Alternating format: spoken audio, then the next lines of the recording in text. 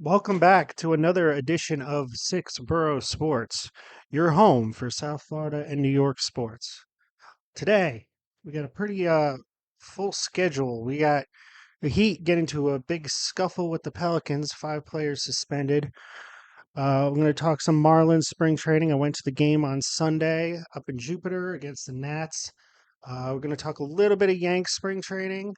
Um, and then on Saturday, I went to the Panthers game, which was fun. We're going to talk a little bit of hockey. The Mets continue to prove that they're the Mets by missing their best pitcher for the beginning of the season. Although the injury doesn't sound too bad, it is going to set them back at the beginning of the year. And then we're going to end up with finishing it up with the Nets, who continue to be a total dumpster fire, firing Jacques Vaughn and promoting Kevin Ollie, which was actually the right move to promote Kevin Ollie, but I'll get into that. But first things first, we got to talk about the Heat. They got into a bit of a scuffle with the Pelicans on like a rebound. Jimmy Butler was involved, and some of the bench players. Um, Jimmy was the one who was the biggest player who ended up getting suspended, but I think the Pelicans were just trying to, you know, act tough, and the Heat were like, we are tough, and they are. I did appreciate that Jaime Jaquez was in the middle of it all. He knew as a rookie his assignment in a fight is to be in the middle of it. So shout out to the Heat. And this again shows a difference between the Heat and the Nets. The Nets wouldn't, they would just tolerate that, while the Heat don't tolerate that at all. And they'll take the suspension and, miss a game or two, but it's about, sending a message. And the Heat will always out hustle, and they'll always out grit and grind every team. And this is no different. They do not care who you are. They will fight you if you try to fight them. And the it was a little bit of a tangle up, but at the same time, the Pelicans didn't let it go. There was like an initial fight, and then went in front of the scorers table, and then there was like a secondary fight that kept going. Um, but yeah, Jovic, I think, got suspended too for leaving the bench, and you can't really do that when you're not, especially if you're not really doing anything in the fight. So, um, but yeah, it's again just more of the Heat doing what they need to do. Again, Jimmy is out for a game, not a big deal. They were probably going to rest him anyway. And yeah, the Heat are continuing to play solidly, and I look for them to be again a danger in the playoffs. Moving on, moving on to the Miami Marlins. I went to the spring training game up in Jupiter. It was fun. The weather was great. They added these like coverings over the stands, which is a real clutch thing. But otherwise, it gets really hot up there, especially during the summer months. So it's really nice to have that like little awning covering. As far as the Marlins go, they got to see who can replace Soler, and I think Tim Anderson is the guy. Um, he had a bad year last year with the White Sox. But now he's starting to he's got like a fresh start with the Marlins. I don't know if you guys know, but Tim Anderson was the guy who hit the game-winning walk-off home run against the Yankees in the Field of Dreams game. But it's a good pickup for the Marlins. I think they're going to be again competitive. But the cool part about the Marlins is they're not only competitive; they have a lot of assets that they can trade for prospects in case things go downhill. So they're kind of in a good position. Unlike the Mets, where the Mets have to keep all their prospects, the Marlins can kind of play both sides. They can trade away guys for like pitchers for prospects to winning teams, or they can try to build up at the deadline. Um, I do hope that they make more of a push at the deadline. I don't think they did enough last year. Granted, they could have just as easily been like the Diamondbacks of last year and just sneak into the World Series. But this year I think is going to be a little different in terms of the playoffs, just because there's some nasty teams coming up, including the Yankees, which I'm going to get into right now. The Yankees are basically all in this year. They need their pitching staff to step up and be healthy. That is going to be a major key. I don't know if they'll make another move. There were Snell rumors, but that doesn't really help you maintain a healthy pitching staff. Um, they're going to need Soto to get his numbers back up. He's been kind of on the decline over the past 2 seasons. I don't know if that's a result of the Padres. I think the Padres are kind of a interesting environment, maybe borderline toxic. I'm not sure. This is just from what I've heard, with Manny Machado and stuff. And they always underperform. They're kind of like the Mets of the West Coast in that regard. But I'd like to see, and again, Judge's health is another thing. So the Yankees, I think their main issues are can they remain healthy in the pitching staff, and then with their stars. Um, there are a lot of people who are optimistic that Stanton can get a revival. I don't know if you guys saw him running around the bases last year, but it was pretty bad. Um, he's really slow.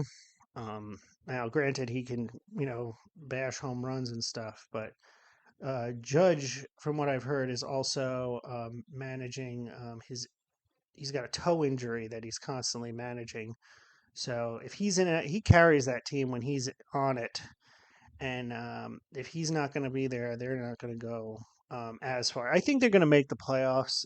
They have the players to do it, unless there was some crazy injury. Even last year, they didn't make the playoffs, but they were pretty close. They just, the injuries caught up to them. Their roster is improved with Juan Soto, so we'll see what happens. I would be more optimistic if I was a Yankee fan than I was a Met fan. Um, and I do want to see if Volpe can make that next step and turn into an everyday player that can really contribute. But the Yankees, I think, are going to make the playoffs. The question is, can they win in the playoffs with the Rangers and the Astros, and the Orioles are getting better every year, and they're coming. Um, you also have the Rays who are always hanging around. Someone from the Central is going to step up this year, I think. I don't think they're going to be as good as the teams from the West or the teams from the East, but someone from the Central generally separates out and becomes a threatening team. But we'll see what happens. I heard some people picking Detroit. I think Detroit's got a lot of good young players right now because they've been haven't been too good over the past few years, but we'll see. Um, Again, like I said, the Yankees need to make a deep run. Otherwise, they might blow up the whole thing. Fire Cashman, fire Boone.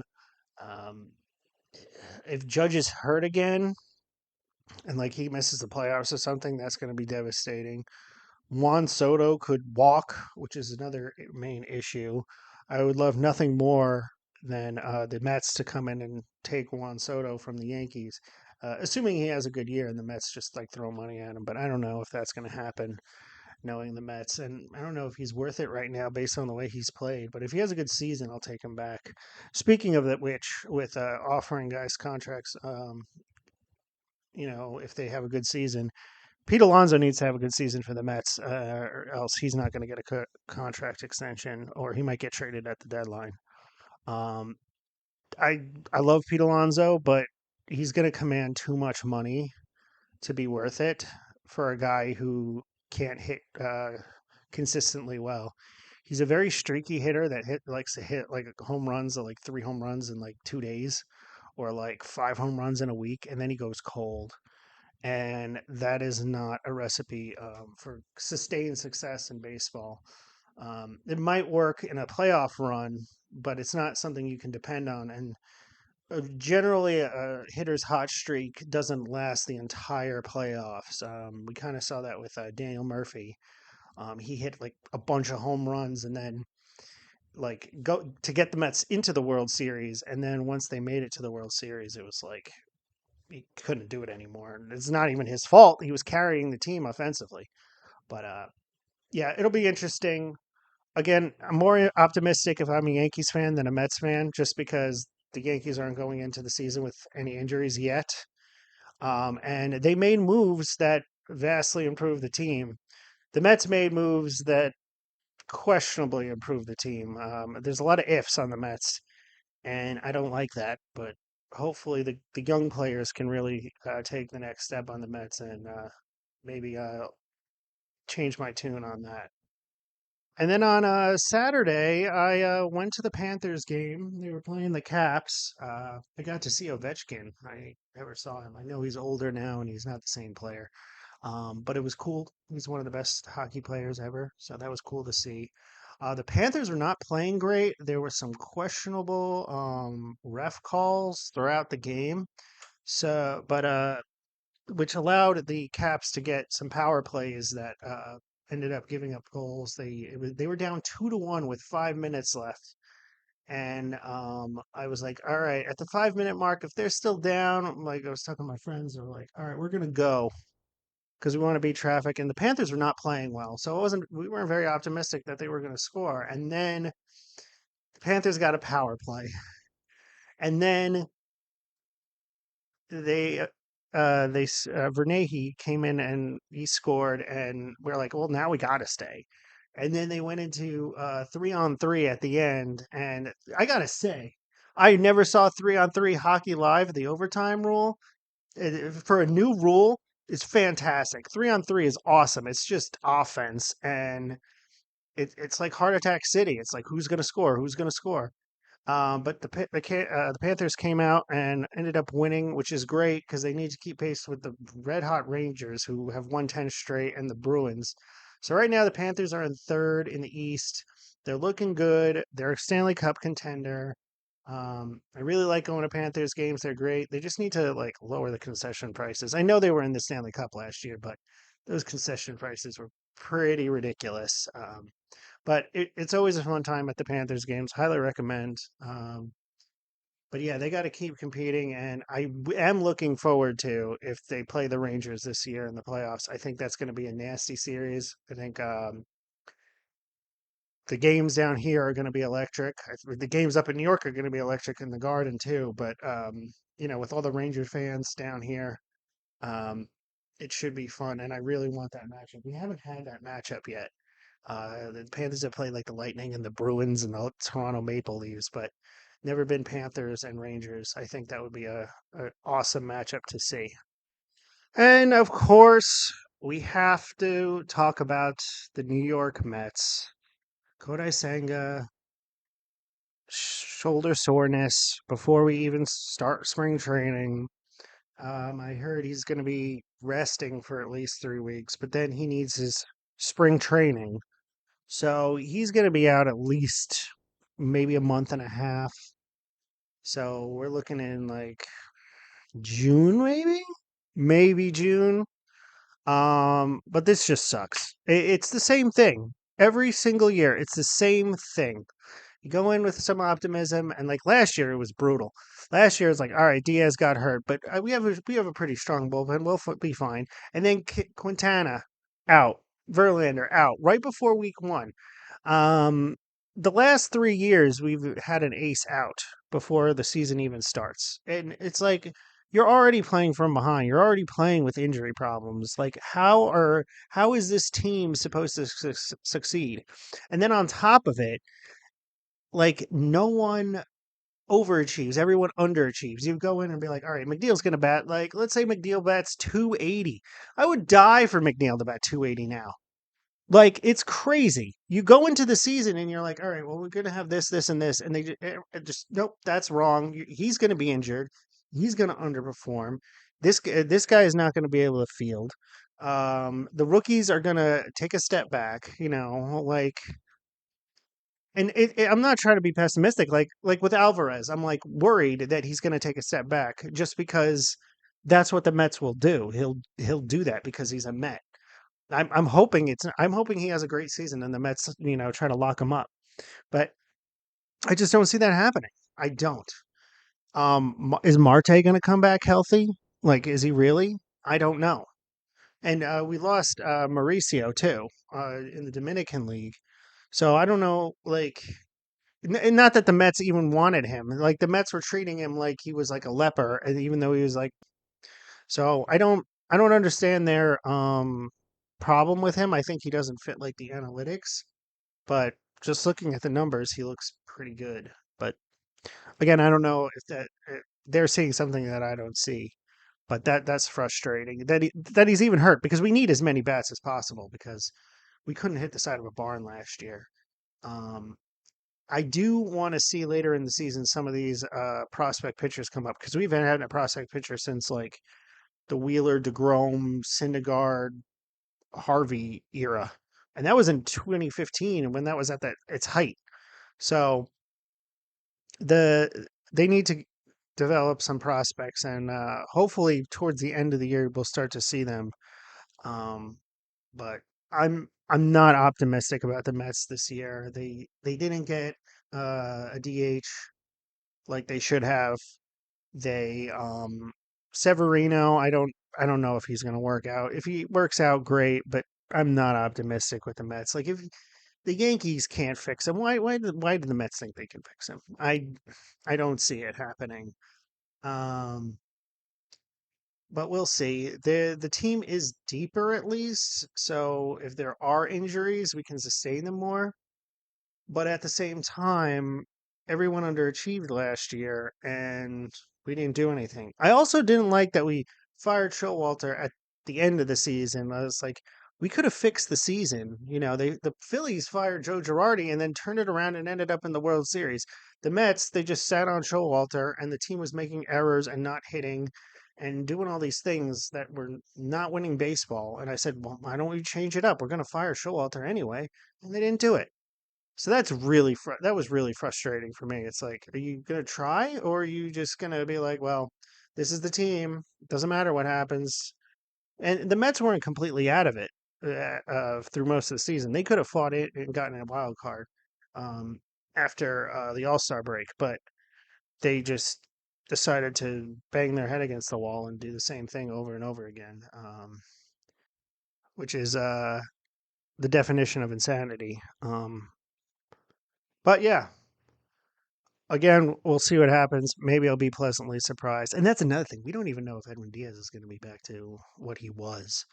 Um, that season that he had last year was kind of like an anomaly in comparison to the rest of his Mets career. He had the bad season, then he had the injured season, and now he had the one good season. So it's kind of hard when two out of your three main seasons are not great, not great at all. And then finally, we have to end up with the Nets and the firing of Jacques Vaughn. They promoted Kevin Ollie, which talking to my dad about this, I was like, they're going to promote Kevin Ollie. I was like, who are the assistants? I look at the list. Oh, it's Kevin Ollie. Just promote Kevin Ollie. And that's exactly what they did.